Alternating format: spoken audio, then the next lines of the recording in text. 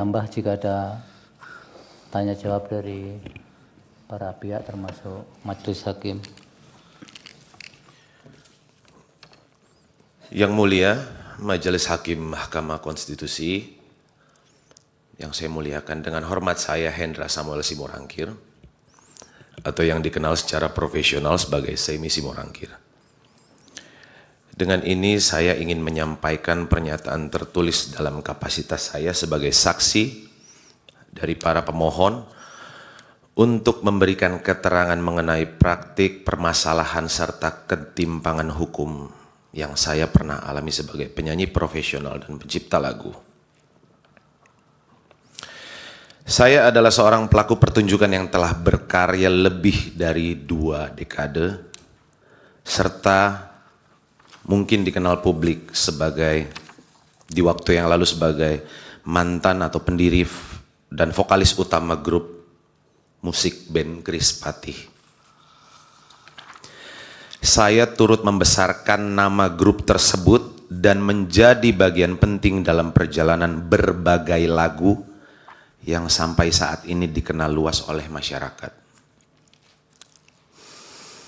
Namun saya secara pribadi telah mengalami bentuk ketidakpastian hukum yang sangat meresahkan dan membuat tidak nyaman, yang membuat saya kehilangan rasa aman dalam menjalankan profesi saya sebagai penyanyi. Jauh sebelum ada masalah ini berlangsung, pada awal perjalanan saya sebagai penyanyi solo, setelah saya dikeluarkan secara sepihak dan tidak lagi menjadi bagian dari grup band musik Krispatih, saya pernah dilarang secara lisan untuk menyanyikan lagu-lagu Krispatih, kecuali jika saya membayar 5 juta per lagu. Larangan ini disampaikan oleh pihak band Krispatih yang saya duga kuat dilakukan atas permintaan saudara Badai sebagai pencipta utama lagu-lagu tersebut. Situasi ini semakin rumit ketika saudara Badai sendiri keluar dari band Krispatih. Setelah tidak lagi menjadi bagian dari grup, saudara Badai justru melayangkan somasi kepada band Krispatih. Dan secara terbuka melalui media sosial dan pemberitaan nasional menyatakan larangan terhadap Krispatih dan juga saya secara pribadi untuk menyanyikan lagu-lagu ciptaannya. Larangan ini tidak hanya disampaikan secara informal tetapi kemudian ditindaklanjuti melalui pertemuan langsung, di mana Badai menyodorkan draft perjanjian tertulis kepada manajemen saya dan kepada pihak band Krispatih. Inti dari perjanjian tersebut adalah bahwa apabila saya atau Krispatih ingin menyanyikan lagu-lagu tersebut, maka masing-masing diwajibkan untuk membayar kontribusi sebesar 10% dari honorarium atau pendapatan off-air yang diperoleh dari pertunjukan yang membawakan lagu-lagu tersebut. Hal ini menunjukkan bahwa tafsir mengenai adanya kewenangan untuk melarang orang lain, termasuk saya pihak yang punya jasa turut membesarkan dan mempopulerkan lagu, berasal dari saudara Badai sendiri. Dan bukan merupakan kesepakatan kolektif ataupun hasil mekanisme hukum yang pasti. Jujur saya secara pribadi tidak pernah menyetujui ketentuan tersebut dan memilih untuk tidak menindaklanjutinya. Karena saya meyakini dan sangat yakin bahwa posisi saya sebagai pelaku pertunjukan yang sejak awal mempunyai jasa dan telah membesarkan dan merekam lagu-lagu tersebut secara sah, tidak seharusnya diperlakukan seolah-olah tidak memiliki hubungan hukum atau kontribusi apapun terhadap karya-karya tersebut. Padahal yang mulia, Majelis Hakim yang terhormat, Suara saya adalah versi yang masih digunakan dan diperdengarkan di berbagai platform, radio, mall, swalayan, hingga hari ini. Saya adalah bagian dari rekaman asli yang membuat lagu-lagu tersebut dikenal dan dicintai masyarakat. Saya memahami bahwa dalam praktiknya untuk membawakan suatu lagu dalam suatu pertunjukan tidak diperlukan izin langsung dari pencipta. Karena royalti atas pertunjukan tersebut akan dibayarkan oleh penyelenggara kepada Lembaga Manajemen Kolektif Nasional sesuai mekanisme yang telah diatur dalam ketentuan perundang-undangan yang berlaku. Saya ingin menegaskan sekali lagi bahwa saya sangat menghormati hak dan peran para pencipta lagu. Karena kebetulan yang mulia saya juga menciptakan lagu. Saya juga sangat mendukung keadilan yang layak bagi para pencipta. Karena saya juga seorang pencipta.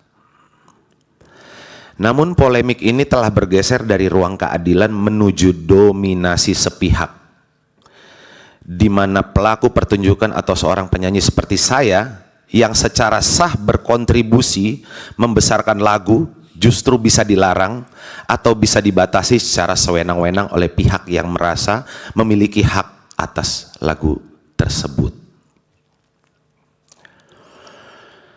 Kami para penyanyi sangat menyadari dan sangat-sangat mengakui bahwa keberhasilan kami, karir kami dalam dikenal luas oleh masyarakat tentu tidak lepas dari kekuatan lagu yang kami bawakan, lagu yang diciptakan dengan sepenuh hati oleh para pencipta. Itu harus kami akui.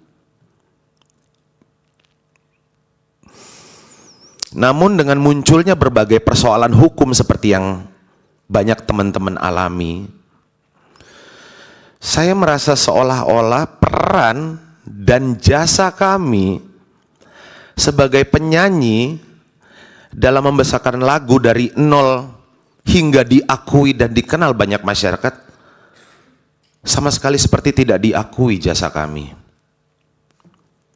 Lagu yang kami hidupkan melalui suara, emosi, kini menjadi sumber ancaman hukum. Seolah-olah kontribusi kami tidak pernah ada.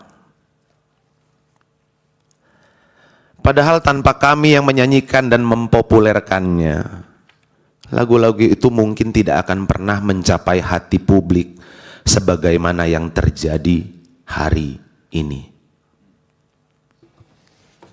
Jangan berpendapat, ya itu kan kesimpulan saudara. Kalau saksi hanya yang dialami Iya. saja. Bisa saya teruskan yang mulia? Bisa, tapi waktunya tinggal 2 menit. Saya tidak bisa membayangkan sebagai orang yang turut membesarkan grup musik dan karya-karyanya, saya justru dilarang membawakan lagu-lagu tersebut. Karena kesenjangan atau permasalahan pribadi antar perorangan. Permasalahan ini kemudian digiring ke ruang publik, di mana pihak-pihak tertentu menggaungkan bahwa untuk membawakan dan mempertunjukkan lagu harus ada izin langsung dari pencipta. Hal ini tentunya sangat tidak adil, terutama bagi pelaku pertunjukan di seluruh Indonesia yang bahkan tidak memiliki hubungan atau akses langsung terhadap pencipta lagu tersebut. Padahal saya sendiri yang mulia, yang juga merupakan pencipta lagu, justru sangat merasa bangga dan terhormat apabila lagu saya dinyanyikan oleh orang lain, termasuk oleh masyarakat luas hingga berbagai daerah di Indonesia. Masalah pribadi di antara individu-individu yang sebelumnya bekerja sama dalam satu karya telah berubah menjadi kekacauan struktural dalam ekosistem musik. Dan hal ini menimbulkan resiko yang lebih besar, bahwa para pelaku pertunjukan lain seperti gitaris, pianis, saksofonis, drummer, bahkan backing vokal yang merasa memiliki kontribusi terhadap karya tertentu nantinya dapat berakibat melarang satu sama lain dan menuntut hak secara sepihak. Jika hal ini dibiarkan, ekosistem pertunjukan akan berubah menjadi arena saling membatasi, alih-alih kolaborasi. Saya mengalami langsung bagaimana sebuah tafsir sepihak dari mantan rekan kerja dapat berubah menjadi pembatasan dan ancaman terhadap kebebasan saya sebagai penyanyi. Ini adalah bentuk nyata dari hilangnya jaminan rasa aman untuk melaksanakan profesi secara sah dan merupakan bentuk kerugian konstitusional yang nyata sebagaimana dijamin dalam Undang-Undang Dasar Negara Republik Indonesia tahun 1945. Khususnya hak atas kepastian hukum yang adil serta hak untuk merasa aman dalam menjalani kehidupan sebagai warga negara dan profesional. Hakikatnya, sekali lagi saya ulang yang mulia, hakikatnya hampir semua lagu membutuhkan kerja kolektif, kerjasama dari berbagai pihak. Musisi, penata musik, produser, backing vokal, penata suara, kru, untuk bisa selesai diproduksi dan dikenal publik. Jika hak eksklusif atas lagu ditafsirkan sebagai kekuasaan mutlak yang dapat membatalkan kontribusi nyata para pelaku pertunjukan, maka bukan perlindungan hukum yang terjadi, melainkan ketimpangan. Saya berharap Mahkamah Konstitusi berkenan memberikan penafsiran konstitusional yang menjamin kami para penyanyi, pelaku pertunjukan dalam kepastian hukum dan perlindungan yang adil, serta menyeimbangkan antara hak pencipta dan hak-hak pelaku yang lain yang telah berjasa dalam menghidupkan karya tersebut. Demikian pernyataan ini saya buat dengan sebenar-benarnya untuk digunakan sebagaimana mestinya dalam persidangan di Mahkamah Konstitusi Republik Indonesia. Hormat saya, Hendra Samuel Simorangkir atau Semi Simorangkir. Terima kasih yang mulia. Baik, silakan kembali ke tempat. Dilanjut saksi satu lagi, Ibu Lestiani.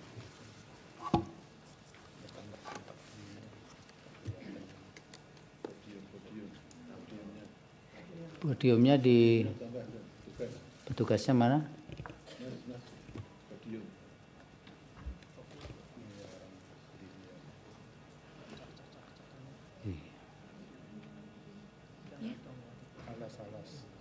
Kan ada alasnya.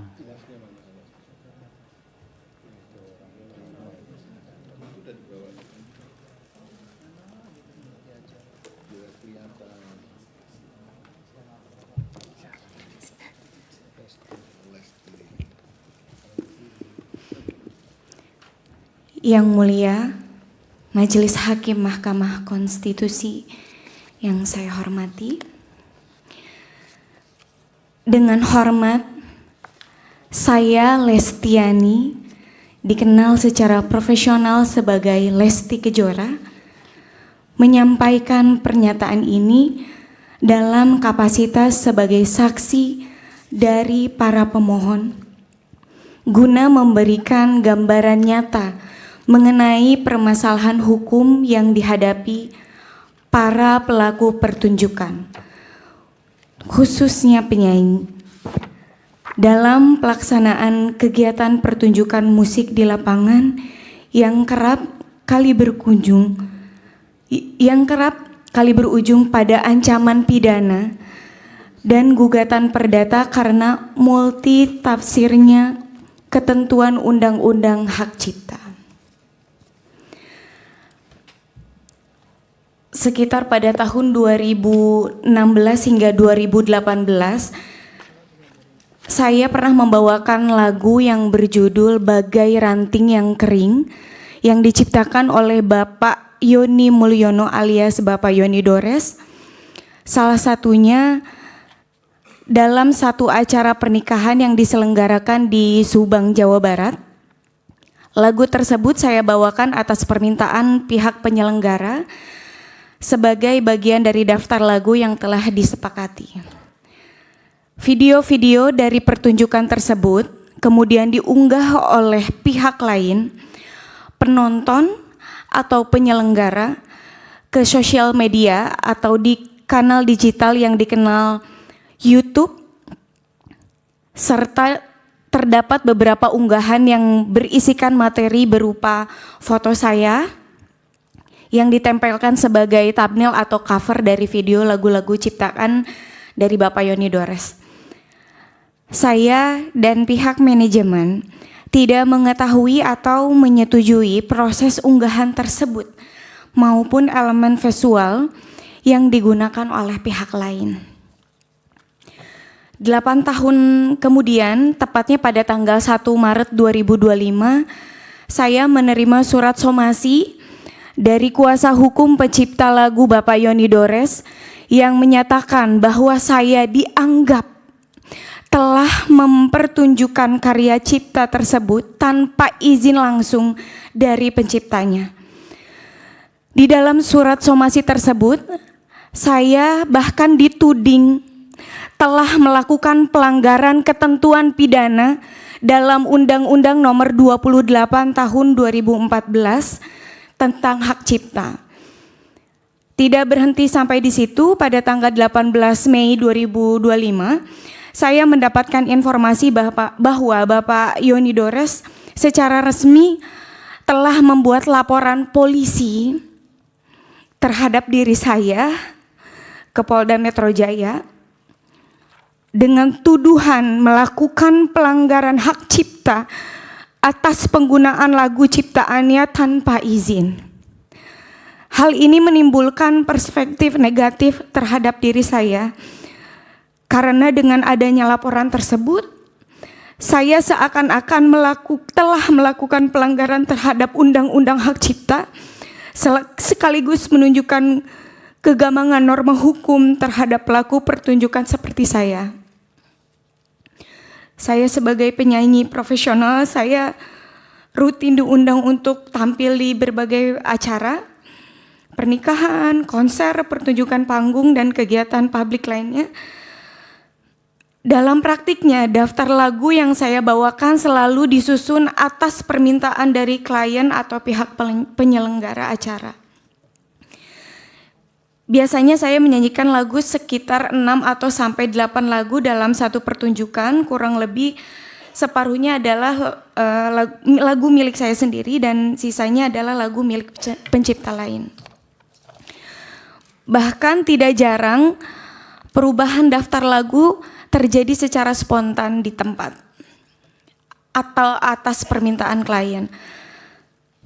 Pentingnya untuk saya tegaskan bahwa saya tidak pernah mengurus langsung perizinan atau pembayaran royalti atas lagu-lagu yang dibawakan, karena saya sebagai penyanyi profesional, saya hanya menjalankan tugas untuk memberikan jasa tampil atau pertunjukan sesuai kesepakatan dengan pihak yang mengundang saya.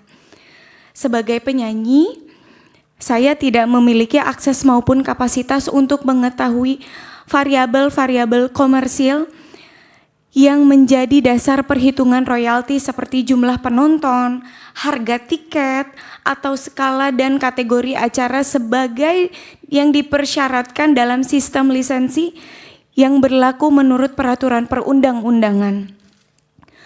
Somasi yang saya terima disertakan laporan pidana yang dibuat oleh pencipta lagu merupakan bentuk nyata dari kekaburan norma dan ketidakseimbangan posisi hukum antara pencipta lagu dan pelaku pertunjukan. Hal ini memperlihatkan betapa lemahnya perlindungan terhadap hak terkait, khususnya bagi pelaku pertunjukan seperti saya, yang sebenarnya hanya bekerja sebagai profesional berdasarkan kontrak kerja dengan penyelenggara acara. Jika penyanyi yang hanya menjalankan tugasnya sebagai pelaku pertunjukan dapat dituduh melanggar hukum pidana hanya karena membawakan lagu populer, maka praktik ini menciptakan kebiasaan buruk bagi dunia pertunjukan dan industri hiburan nasional. Bahkan dalam kondisi di mana lagu dibawakan secara sah tanpa eksploitasi ekonomi pribadi atas lagu tersebut. Ancaman pidana tetap dapat digunakan secara sepihak oleh pencipta. Dan bahkan sampai saat ini, izin yang mulia, saya masih digantung sebagai terlapor dan itu sangat berdampak negatif sekali kepada saya selaku. Ini tambahan ya? Betul Pak, ini tambahan, izin sekali Pak. Saya juga ingin kejelasan. Di media saya mendengar bahwa saya akan dihadirkan sebagai saksi atau dipanggil atas pelanggaran hak cipta, tapi sampai detik ini belum ada kejelasan. Jadi saya mohon sekali bantuannya untuk kasus saya ini terkhusus. Terima kasih. Assalamualaikum warahmatullahi wabarakatuh. Waalaikumsalam. Kalau Lesti tidak punya lagu yang dicipta sendiri ya? Di situ duduk dulu.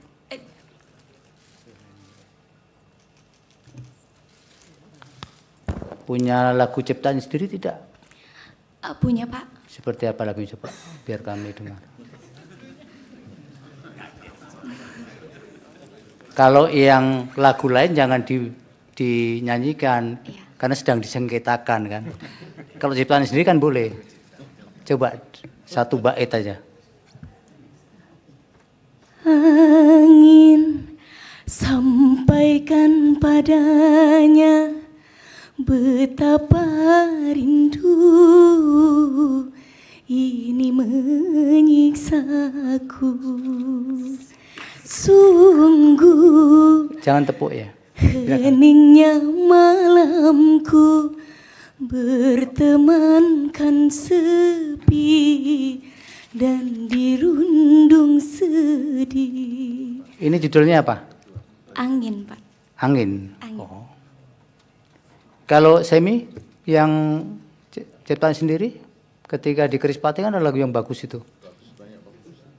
Tapi yang ciptaan Semi sendiri loh. Kebetulan yang di lagu di Krispati saya menciptakan ada beberapa lagu tapi dengan gitarisnya, tapi memang waktu itu keputusan memang kita pilih supaya tidak ada potensi untuk saling berdebat, kita pilih lagu yang dituakan di dalam band yaitu Saudara Badai. Yang selama ini tidak pernah dipersoalkan. Yang selama kalau ini Semi menyanyikan. saya merasa tidak pernah dipersoalkan Yang Mulia karena saya tahu banget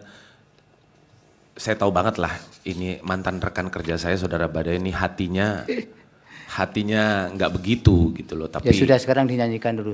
Yang mana itu lagunya? Yang netral ya. saya lupa lagi lagunya karena udah lama Yang Mulia. Gimana nanti publik kalau yang menyanyikan saja sudah lupa? Iya. Kan saya bisa latihan dulu Yang Mulia kalau di request. Yang ingat supaya. Oke, yang ingat aja ya. Bila rasaku widira sambung, sanggupkah engkau menahan sakitnya terhianati cinta yang kau jaga? Coba bayangkan kembali betapa hancurnya hati ini. Kasih semua telah terjadi. Baik, cukup. Itu Yang Mulia Prof Arif apa? Lagu favoritnya itu. Terima kasih Yang Mulia. Baik, dilanjut ahli. Siapa dulu dari pemohon 28? Oke, terima kasih Mulia. Yang pertama mungkin Ibu Laurencia Andrini, SH LLM PhD. Silakan Ibu, 10 menit waktunya nanti bisa ditambah jika ada. Baik, terima kasih Yang Mulia atas waktunya.